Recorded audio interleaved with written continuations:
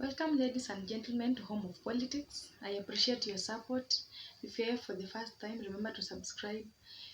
Give me the likes in my videos. Give me your opinion in the comment section. My good people, we have seen one of the MPs from DAP Kenya. This is Peter Kalirwa Salasya. He is the MP of Mumias East constituency, and he is one of the youthful leaders who are very vocal and active, especially in the social media. Today, we have seen he is trying to address his co-leader, who is a governor of Trans-Nzoia County called George Natembea. They are all from DAP Kenya party. But something that is very surprising, it is that they are not in good terms, these two leaders. Every time you see this Peter Salasya just igniting a lot of fights towards this governor of Trans-Nzoia County called George Natembea. We don't know what is the beef behind this issue or cold war in this politics, but we will soon know. And so he has been addressing that issue of Governor Natembea having cold blood with party leader of DAP Kenya. This is Eugene Wamalwa. You can find out that these leaders might be seen doing opposition work together, forming coalition, working in rallies, but they are not in good terms. And so it has been seen that Peter Salasya is one who is addressing this Natembea, but not Eugene, the party leader himself. Where might be the problem? My good people, it is evident that this party leader, Eugene Wamalwa, can be very, very aggressive, and he is feeling bad and he has been embarrassed. And because he can't attack this Natembea directly, he is using Peter Salasya as his mouthpiece to pass information to this governor. You remember people have been calling this Salasya that he is a drunkard, a smoker, a person who has some sort of confusion, but he is relying a correct message to the correct person. It is not propaganda. So Peter Salasya is speaking on behalf of the party leader, and it seems this issue of popularity of Natembea has become a problem within DAP Kenya. Get it to Natembea. Natembea, you have to respect your party leader in the first place. Siasa ndogo ndogo hii, unajua hata kama mimi for example nimetoka natafuta president, but siwezi anza kwenda kupiga vita my party leader ama waziri Eugene. Mpatie heshima yake, yeye afanye mambo yake, wewe ufanye mambo yako. Kama for example niko na interest ya kutafuta hii, but mheshimu. But Natembea, you cannot go ununue mpaka uchokore party leader wako Eugene, umchokore mpaka unaenda kununua TikTok yake, unanunua ule mtu ambaye unanunua mtu ambaye ana run TikTok account yake iko na views million ngapi, 2 million sijui what iko na views. Unanunua huyo mtu, ana change ile social platform ya Eugene, anaweka sasa wewe picha yako na yake, na yeye amekuwa grand Facebook. Isi unakuja sijui Malava kule, unakuja huko. Hata wewe ni governor nafaa, hata Raila magavana wake akienda mahali wao ndio wana take charge. But sasa umeenda hata kuchangia pale Malava, hata hujatoa hata nuru moja. Padriza wako amekuja pale, unaenda unapiga tu picha pale tu TikTok, hata sasa ndio watu waone. Na hiyo crowd hujanunua crowd, unaenda kufungua ofisi, hata usaidii chama.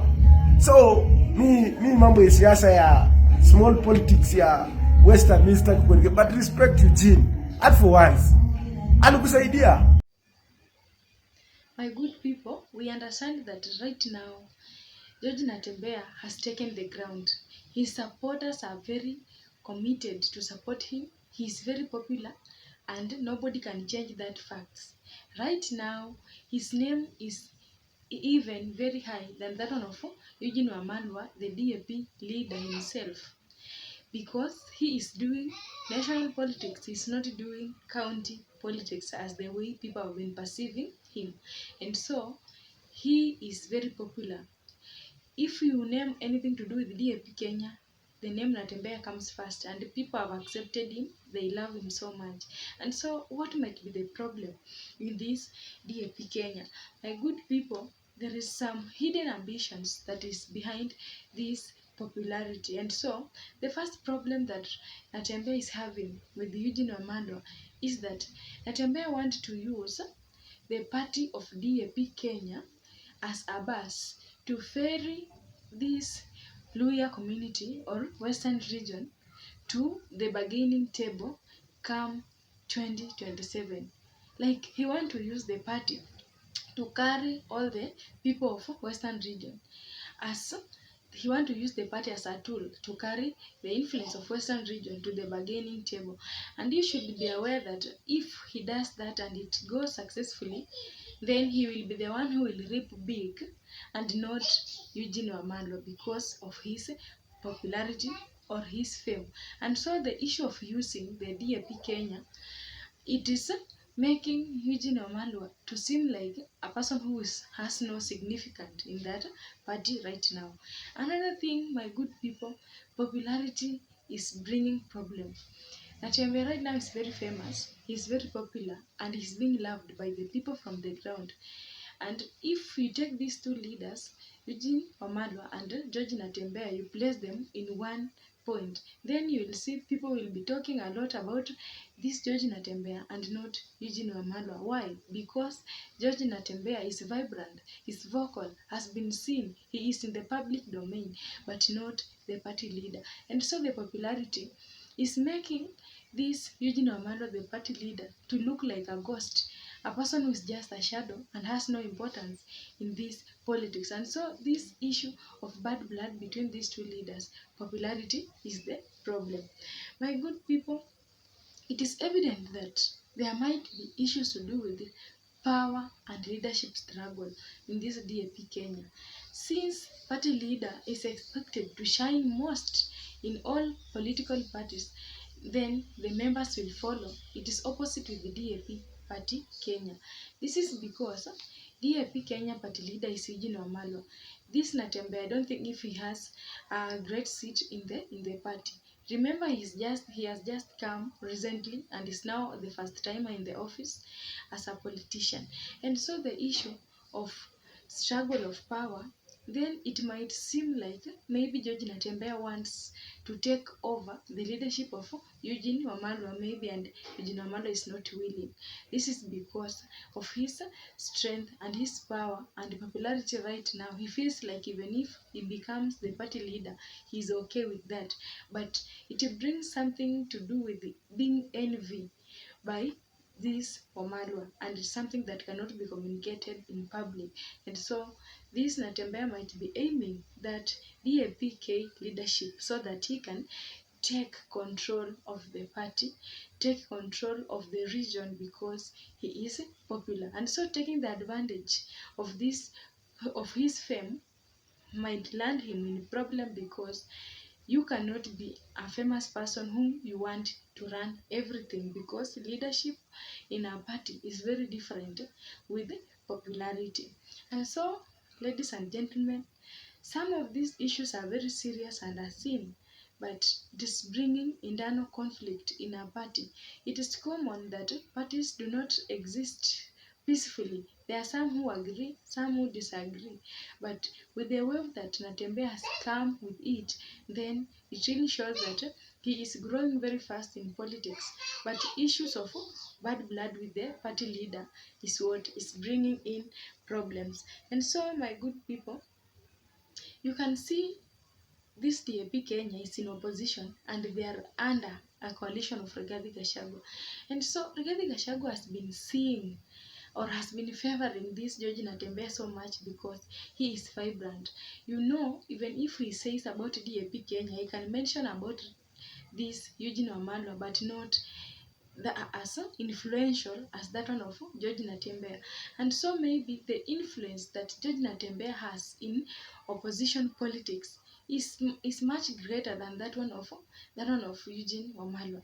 And so being mentioned by being recognized by opposition politics then is making this Natembea to shine more than Eugene Wamalwa. And that one is dangerous because you see him as a person maybe who wants to shine everywhere, but according to the party owners, they feel it's not right because they are being suppressed. They are not seen. Their significance is not yet detected in the party. So if this is what is really happening and yet it has not been explained, then we understand that right now this Peter Salasya is the one who is speaking on behalf of Eugene Wamalwa. And because Peter Salasya usually speak anyhow, then he has taken that initiative to be the mouthpiece of this Eugene Wamalwa. And because of that, ladies and gentlemen, we are going to witness conflicts in these parties before 2027, but wrangles in the parties are normal things. But issues to do with people maybe trying to have fame by force, it is what will make these parties to be dismantled. Otherwise, according to everything as per now, George Natembea has taken the ground. He is very popular and is well known. If, for example, he is taking this opportunity to create another party so that he can divert the influence to the crowd or to the people of his region, then be sure Eugene Wamalwa will lose membership, he will lose supporters, he will lose everybody because the fame or the populace that this Natembea is having is of great, is very bigger than that one of Eugene Wamalwa. Otherwise, my good people, this attacking of leaders on social media is something that has been planned and is not coincidence. So take this Peter Salasya very serious because he is trying to address George Natembea directly on behalf of Eugene Wamalwa. Thank you so much for tuning in. Have a good day.